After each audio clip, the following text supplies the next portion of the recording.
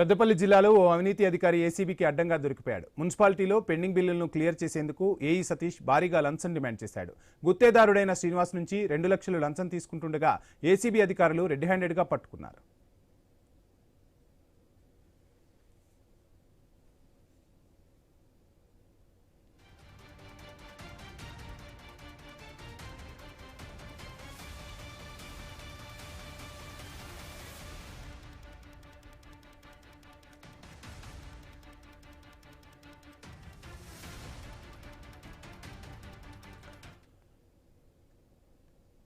పెద్దపల్లి జిల్లాలో ఓ అవినీతి అధికారి ఏసీబీకి అడ్డంగా దొరికిపోయాడు. మున్సిపాలిటీలో పెండింగ్ బిల్లులను క్లియర్ చేసేందుకు ఏఈ సతీష్ భారీగా లంచం డిమాండ్ చేశాడు. గుత్తేదారుడైన శ్రీనివాస్ నుంచి 2 లక్షలు లంచం తీసుకుంటుండగా ఏసీబీ అధికారులు రెడ్ హ్యాండెడ్గా పట్టుకున్నారు. ఇదే అంశానికి సంబంధించి ఫుల్ డీటెయిల్స్ మా తెలంగాణ బ్యూరో చీఫ్ కిరణ్ అందిస్తారు. కిరణ్. వంశీ, పెద్దపల్లి మున్సిపల్ కార్యాలయంలో అవినీతిపై ఏసీబీ కొరడా జరిపించింది. చేసిన పనుల బిల్లులు మంజూరు చేయాలంటే లంచం ఇవ్వాలని డిమాండ్ చేసిన అసిస్టెంట్ ఇంజనీర్ శ్రీనివాస్ ఏసీబీ అధికారులు రెడ్ హ్యాండెడ్ గా పట్టుకున్నారు. ఓ కాంట్రాక్టర్ నుంచి 2 లక్షల రూపాయల లంచం తీసుకుంటుండగా అధికారులు దాడి చేసి అదుపులోకి తీసుకున్నారు. అయితే పెద్దపల్లి మున్సిపాలిటీలో అవినీతి వ్యవహారం అయితే ఇప్పుడు కలకలం రేపుతా ఉంది. మున్సిపాలిటీకి సంబంధించి చేపట్టినటువంటి అభివృద్ధి పనులకు సంబంధించి బిల్లులు మంజూరు చేయాలంటే ఓ కాంట్రాక్టర్ ను 4 లక్షల రూపాయలు డిమాండ్ చేసినట్టు కూడా తెలుస్తా ఉంది.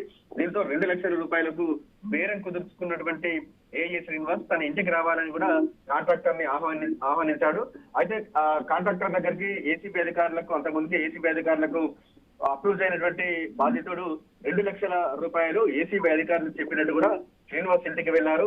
శ్రీనివాస్ చేతిలో 2 లక్షల రూపాయలు పెడుతున్నటువంటి క్రమంలో ఏసీబీ అధికారులు రెడ్ హ్యాండెడ్ గా పట్టుకోవడం జరిగింది. ప్రస్తుతం అయితే శ్రీనివాస్ ను ఏసీబీ అధికారులు అదుపులోకి తీసుకున్నారు. అతని ఇంట్లో కూడా సోదాలు నిర్వహించారు. అతనికి డాక్యుమెంట్ సంబంధించి అంటే ఆదాయానికి మించి ఆస్తులు ఏమైనా ఉన్నాయనే కోణంలో కూడా ఇప్పుడు పోలీసులు ఏసీబీ పోలీసులు దర్యాప్తు చేపట్టారు. అతన్ని ప్రస్తుతం అయితే మున్సిపల్ కార్యాలయాన్ని కూడా తీసుకువచ్చి కూడా విచారణ చేపడుతున్నట్టు కూడా తెలుస్తా ఉంది. చాలా కాలంగా కూడా పెద్దపల్లి మున్సిపాలిటీలో అవినీతి జరుగుతున్నట్టుగా తెలుస్తా ఉంది. ఏ పని చేసినా అంటే అభివృద్ధి పనులకు సంబంధించి ఏ పనులు చేసినా బిల్లులు మంజూరు చేయాలంటే కమిషన్లు అడుగుతున్నారనేటువంటి ఆరోపణలు కూడా వినబడతా ఉన్నాయి. కమిషన్లు ఇచ్చిన వారికే బిల్లులకు సంబంధించినటువంటి మంజూరుకు గ్రీన్ సిగ్నల్ ఇస్తారనేటువంటి ఆరోపణలు చాలా కాలంగా వినబడుతున్నటువంటి నేపథ్యంలో ఏసీబీ అధికారులు ఫోకస్ పెట్టినట్టుగా తెలుస్తా ఉంది. ఇంకా శ్రీనివాస్ పై గతంలో కూడా అనేక అవినీతి ఆరోపణలు వచ్చినటువంటి నేపథ్యంలో ఆ కోణంలో కూడా పోలీసులు దర్యాప్తు చేపడుతున్నారు. అతనికి సంబంధించిన బాధితులు ఎంతమంది ఉన్నారు, గతంలో ఏ కాంట్రాక్టర్ దగ్గర కమిషన్లు తీసుకున్నారనే కోణంలో కూడా ఏసీబీ ఫోకస్ పెట్టినట్టుగా తెలుస్తోంది. మరోవైపు అతని ఆదాయానికి మించి ఆస్తులు ఏమైనా ఉన్నాయనేటువంటి కోణంలో ఇటు ఆయన నివాసంలోనూ అదేవిధంగా కార్యాలయంలోనూ సోదాలు అయితే చేపడుతున్నారు. వంశీ, కిరణ్, పెద్ద ఎత్తున అవినీతి అధికారులు బయటపడుతూ ఉన్నారు. వాళ్ళ అక్రమాస్తులు కూడా 100 కోట్లలో 1000 కోట్లలో కనిపిస్తున్నాయి. అయినప్పటికీ దొరికితే దొరికాం, మళ్ళా ఆ లంచంతోనే అదే పోస్టులోకి రావచ్చు అన్నట్టుగా కూడా ఆ అధికారులు ఆలోచిస్తూ ఉన్నారు. వాళ్లపై అరెస్టులు సాగుతున్నాయి కానీ ఆ తర్వాత వాళ్లలో మార్పు రావటం లేదు. మరలా అదే సీట్లలో కూర్చొని వాళ్ళు పెత్తనాలు జలాయిస్తున్న పరిస్థితులు ఉన్నాయన్న టాక్ కూడా వినిపిస్తోంది. సో ఏం చేయబోతుంది ప్రభుత్వం? ఈ అంశంపై ఏమైనా దృష్టి సారించబోతుందా? నిజంగా మీరు అన్నట్టు మనం చాలా కాలంగా చూస్తా ఉన్నాం. చాలా మంది ఏసీబీ అంటే ఏసీబీ వాళ్ళలో పెద్ద పెద్ద తిమింగనాలే పడుతున్న పరిస్థితి కూడా మనం చూసాం.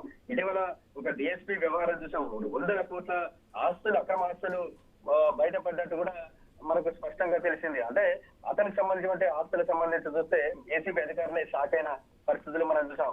ఇలా చాలా హోదాలో ఉన్నటువంటి చాలా మంది దొరికితే దొంగ లేకుంటే దొర అనే రీతిలో వ్యవహరిస్తున్నట్టుగా మనకు తెలుస్తా ఉంది. అంటే పోస్టింగ్ అంటే ఏసీబీకి దొరకడం, తర్వాత జైలుకు పాలవడం, తర్వాత అదే డబ్బు పెట్టి మళ్ళీ పోస్టింగ్లు తెచ్చుకోవడం కూడా పరిపాటిగా మారిందని కూడా చెప్పొచ్చు.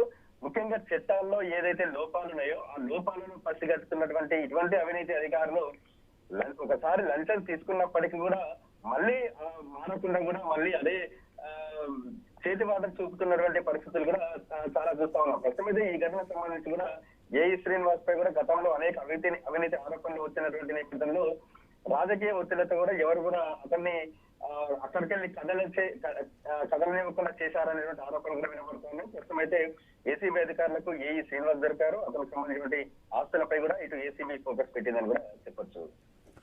Thank you Kiran.